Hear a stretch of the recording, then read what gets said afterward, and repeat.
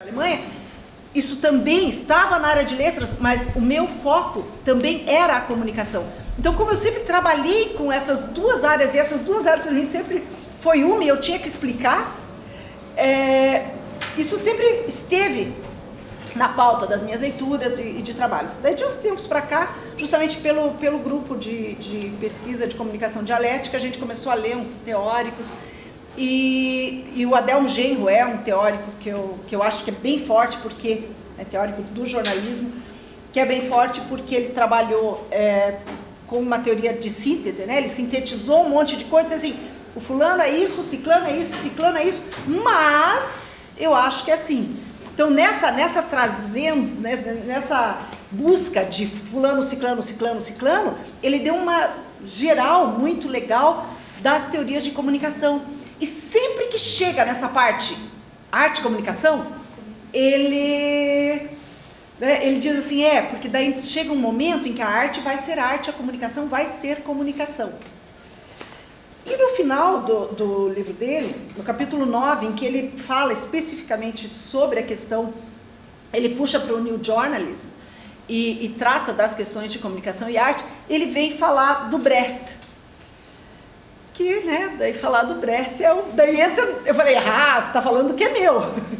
E eu vi que a visão que ele tem do Brecht, que não é uma visão dissociada dos teóricos de comunicação, é mais ou menos assim, o Brecht tinha uma visão de teatro que era diferente dessa teoria, que ele disse a diferença entre a comunicação, a grande diferença, é que no teatro você se envolve, você está lá dentro e você se acha parte da coisa. Na comunicação, quando você está lendo um livro, reportagem, por exemplo, isso não acontece, você sabe que isso acontece com o outro.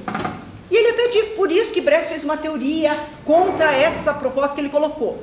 Então, em primeiro lugar, a proposta é do Aristóteles. Ele pega a proposta do Aristóteles e vê via Brecht. Só que nós temos no Brasil um Boal que fez uma análise que dá de 10-0 no Brecht da proposta do Aristóteles. E o Adelmo termina a questão que ele coloca sobre comunicação e arte, assim, e o teatro brechtiano, né, essa proposta do Brecht de ir contrariamente à questão do envolvimento, praticamente morre com o mestre. Quando você continua nos estudos pós-Brecht e você entende que o teatro pós-dramático, que é o momento do teatro da contemporaneidade, ele é filho do Heine Müller, que é discípulo do Brecht, que partiu dos pressupostos brechtianos para propor o teatro pós-dramático, e quando nós no Brasil nos deparamos com um Boal, para quem teatro era comunicação, o Boal ia para o centro do Rio de Janeiro, fazia o Teatro Fórum, e das decisões do Teatro Fórum, ele recolhia os pressupostos para propor as leis como vereador no Rio de Janeiro.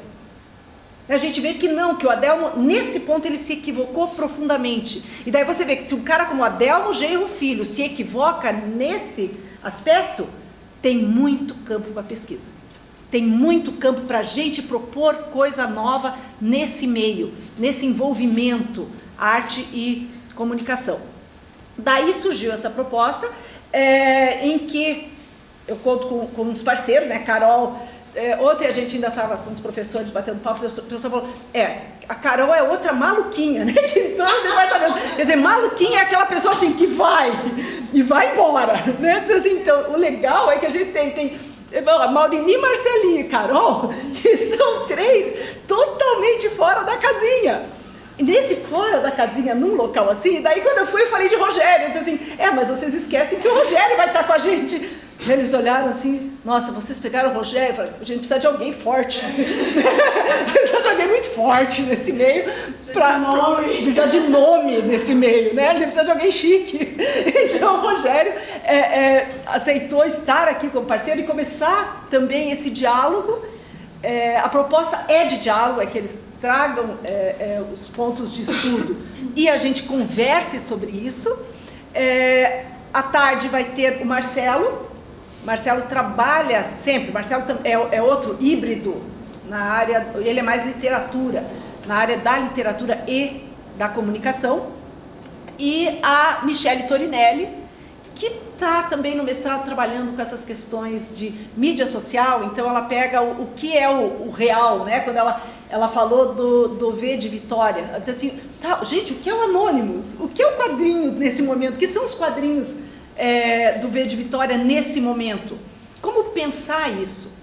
Então, o bacana é que são 4 propostas bem diferentes numa área só, que é, num pensamento só, que é comunicação e arte, justamente para a gente se esbaldar na coisa. Tá? Então, a gente vai começar com a Carol e, ó, anotem, falem, né? Ela terminando, ela tem o período dela, depois a gente vai abrir para discussão, para o pessoal realmente colaborar e comentar e discutir sobre esse assunto.